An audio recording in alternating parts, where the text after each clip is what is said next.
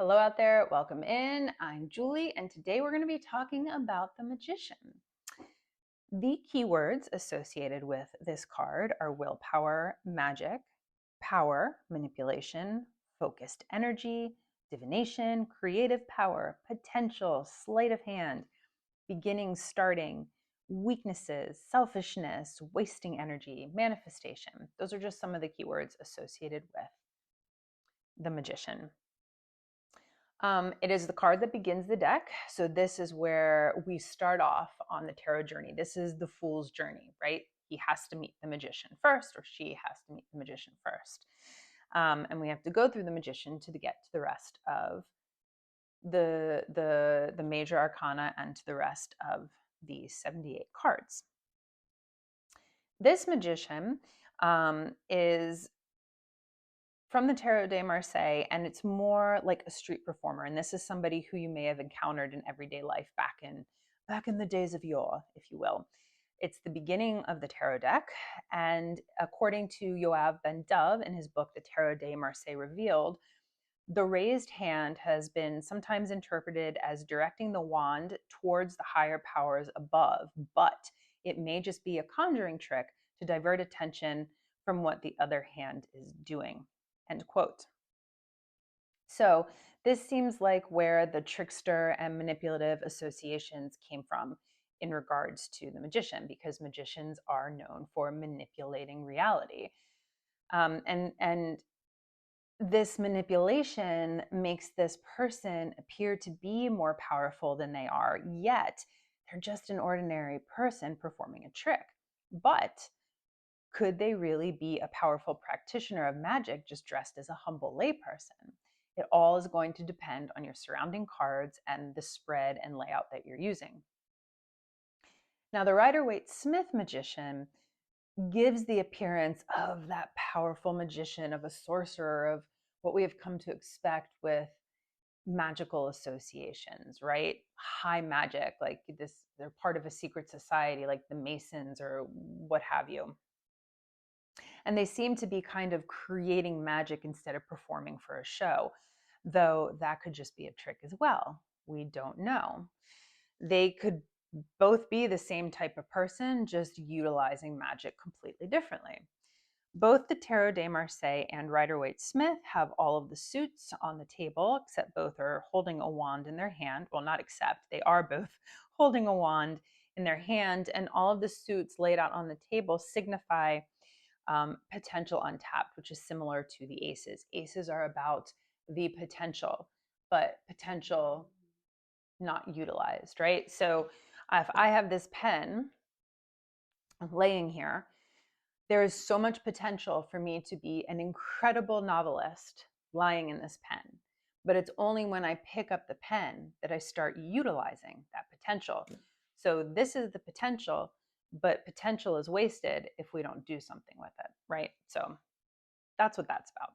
Or the ones are about in tarot. It's potential, but potential unutilized. The magician here, their hands are in the as above, so below position, right? As within, so without. That which we believe becomes our reality. So if I feel I am less than, then I will be. If I believe I am powerful, therefore I will be.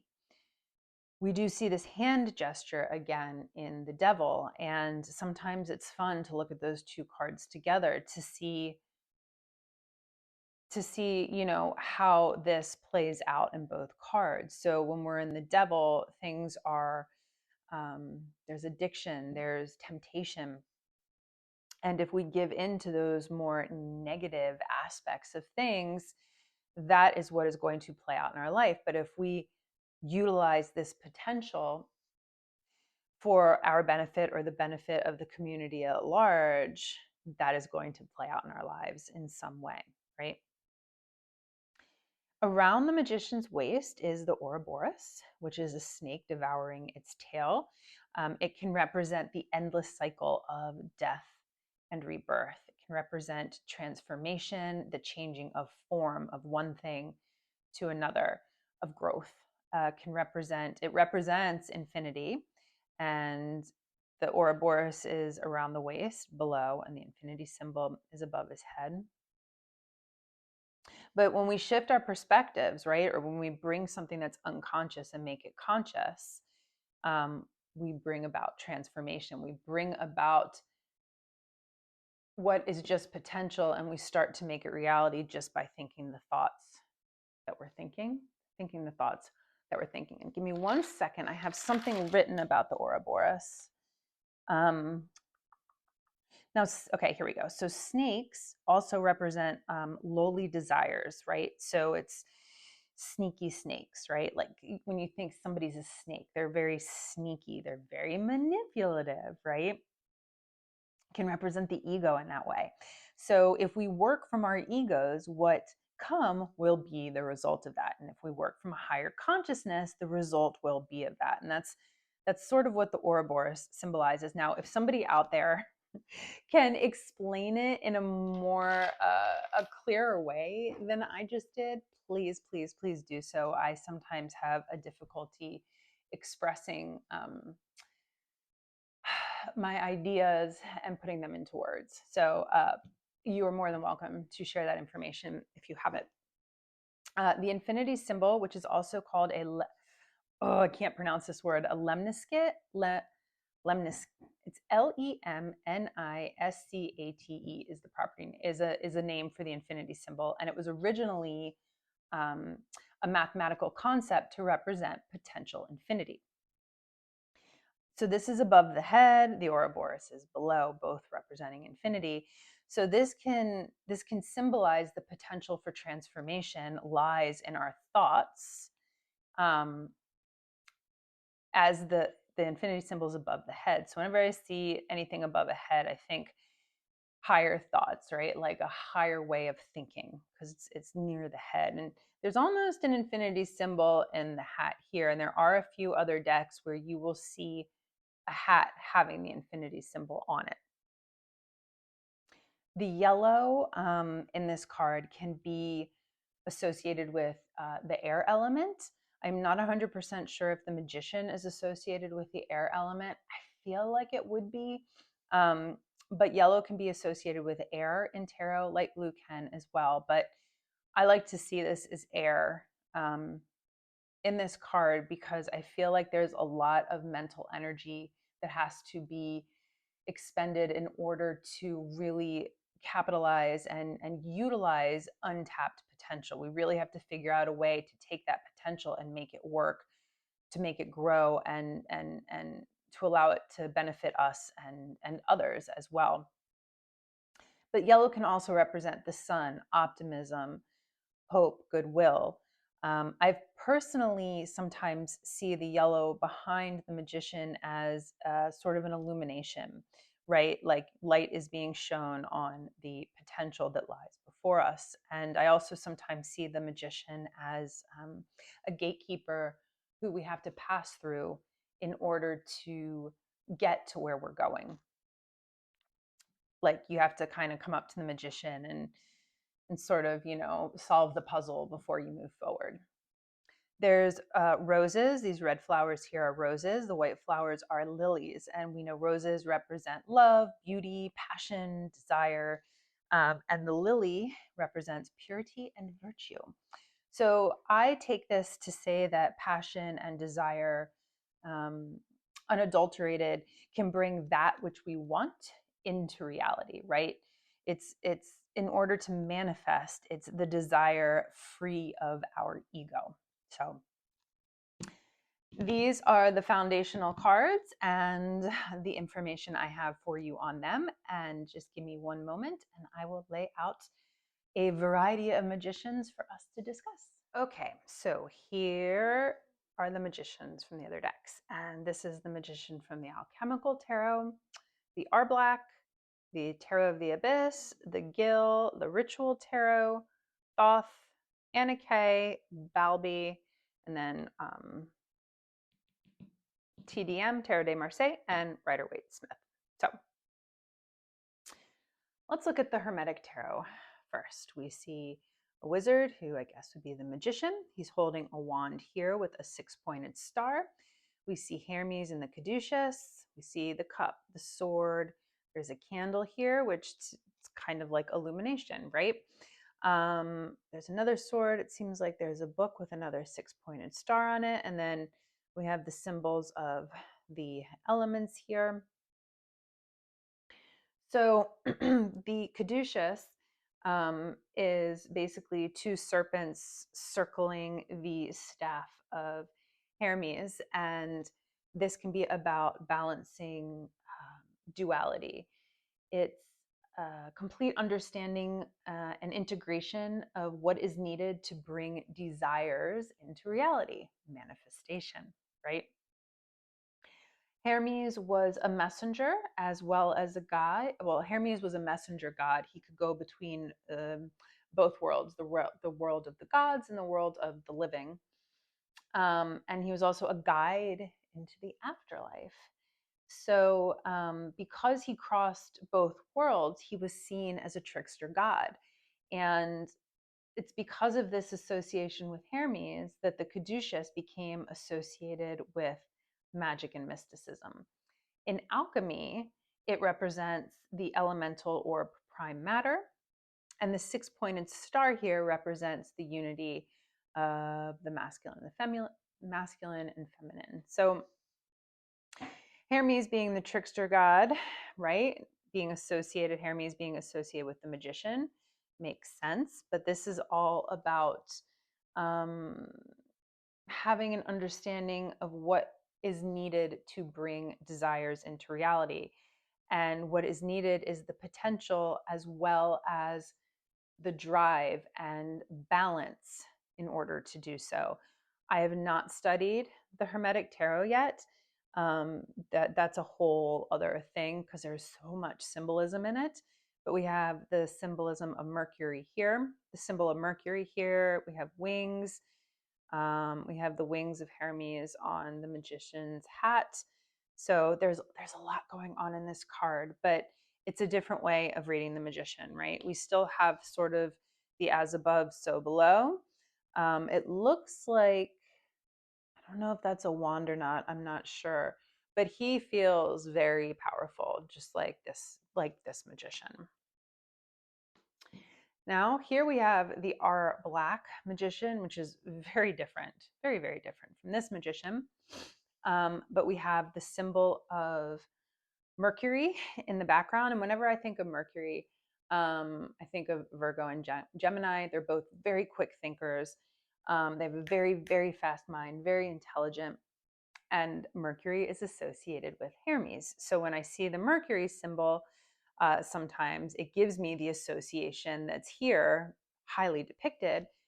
It simply gives me the reference to Hermes just by the symbol itself. So quick thinkers too, right? If I think of Virgo and Gemini, they can be quite manipulative signs as well. So that makes sense that Mercury is associated with this card. So here we have the magician pulling a card out of his pocket with his hands flared, saying kind of like pick a card, and you're almost entranced by his eyes because this is a dark magician, right? There's not much light in this magician. He's very dark, but the eyes are illuminated, and it's kind of like you're staring into his eyes as he's pulling this card out of his pocket to throw into here to make his trick seem like a reality. So this is a very simple magician, but it's actually, there's a lot going on in it, more than meets the eye, which makes sense for the magician. This is the Tarot of the Abyss. This is a very dark background, but the magician is light. I love the simplicity of this magician. The card makes it very clear how similar branches are to roots, right? And that's something that you know, but it makes it quite apparent. And that is symbolizing the as above, so below. Now, we don't have any of the elements here. We just have this spiral, and spirals can symbolize energy flowing out into the universe and dissipating, or it can symbolize energy coming in and taking new form. And that is in line with the Ouroboros and the infinity sign. So we don't have those symbols here, but we do have the spiral, which has a similar meaning. And we don't have the hands in as above, so below, but we have the roots and the branches to remind us of that. I love this card. Sorry, now that I'm looking at it, I'm like, I just love this magician. And it's what I like about this magician too is this one feels very ego based, the way they're dressed. It feels very rich.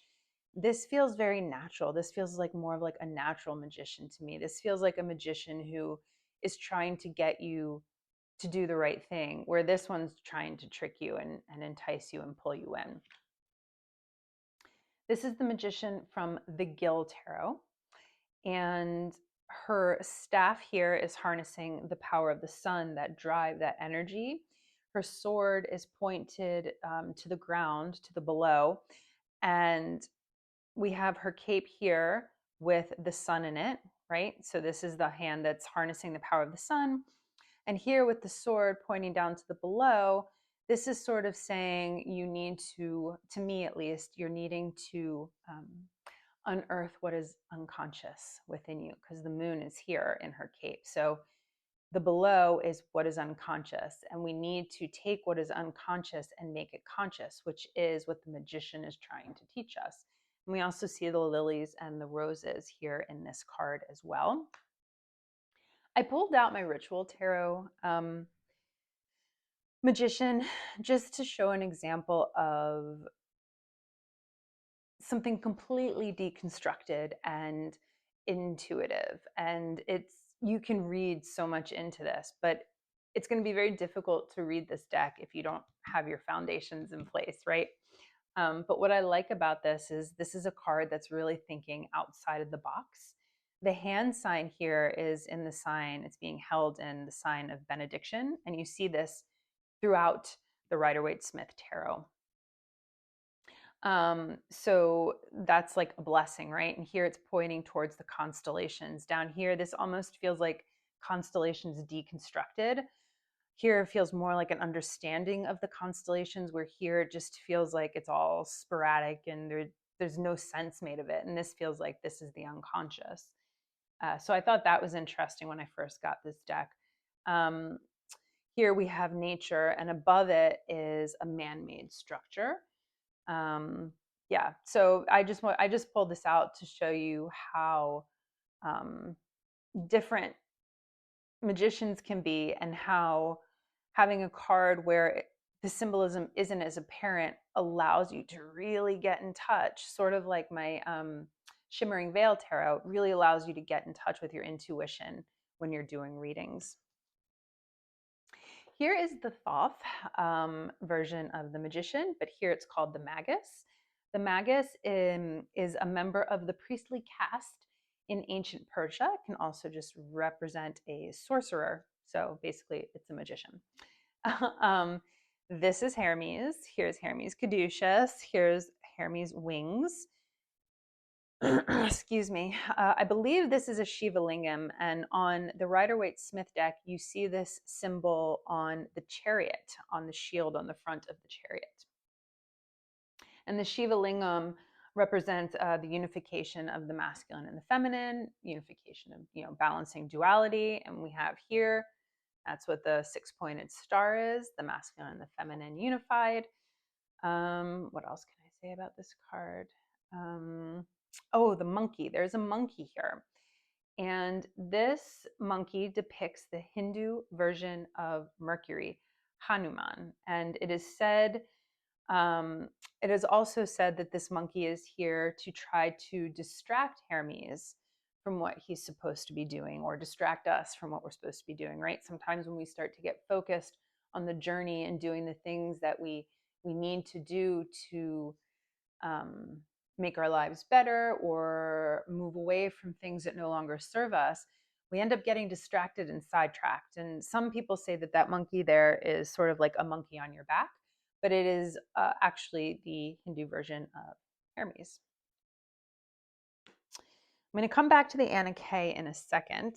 I pulled out this magician from my Balb Tarot. We have what looks like the infinity symbol on the head. We do not have an Ouroboros. So we have everything we need laid out on the table. But what I like about this is obviously a tarot reference to the Tarot de Marseille because they're very similar. They're holding a cup in their hand. So the wand is in the above position, but the cup is in the below position, saying, you know, what we need to unearth subconsciously, as cups can be associated with the unconscious, the subconscious, feelings, emotions, etc., so on and so forth. So I like that, and I just wanted to point it out. Now, this is my Anna Kay tarot, and this magician is actually very simple. He has all of the tools laid out on the table, but here he has the swirl, right? Instead, he has the spiral. He has these, but he also has the spiral. So energy going out, energy coming in, the things taking new form. And sometimes I see this card, it is a darker magician. I see this card as he's kind of trying to entice you with his visuals as he's manipulating what's here on the table. But sometimes he's just trying to show you what you need to do in order to get where you're going. But I pulled this card one time. I'll just show you, I'll hold them, with the Seven of Swords. And this is what I mean when I say the cards that surround it and whatever position they're in are going to give you the meaning of the card, whether it's the upright meaning or the reversed meaning. Because here we have the magician. This is very much feeling sleight of hand when it's next to the Seven of Swords. He's sort of like, look here, look at my swirl. And he's trying to distract you from what's going on in the Seven of Swords. So in this way, this is the manipulative aspect of the magician. But if we put it with the Five of Cups, right, we have a person here who's grieving, they're sad, they're depressed, they're going through something heavy. When they get through this period and they walk, they come out of it and they get up and they go through that doorway, they're going to meet the magician and they're going to see all that the magician has to offer and the potential, but his back is turned to it right now and he's not able to accept it because of what he's going through. And then if you switch the positions, you know, he's grieving over lost potential, right? So it's just, it all depends on the cards that are before and after it, how you're going to how you're going to interpret this card. And here, the child's back, the child's back is to the magician. He doesn't understand the potential yet because he's still just learning how to work, how to live, how to grow up. When we're children, we don't understand potential. We're just doing, we're existing, we're doing what kids are supposed to do. But his back is not turned to the magician. And he feels like he is, you know, eagerly watching this kid trying to help him. So when he does get older, he can turn around and greet the magician and take that potential and do something with it. So anyway, that's just sort of how I like to read these cards. And the Anna Kay Tarot, if you're in the market for another deck after you've learned your foundational decks, I highly recommend the Anna Kay. It's like reading a storybook, and it tells such a beautiful story. But anyway, that is the magician. I hope that you gained a little nugget of something new that you haven't learned yet. And with that said, I'm not going to ramble on today, but I do hope you all have a good day. Cheers.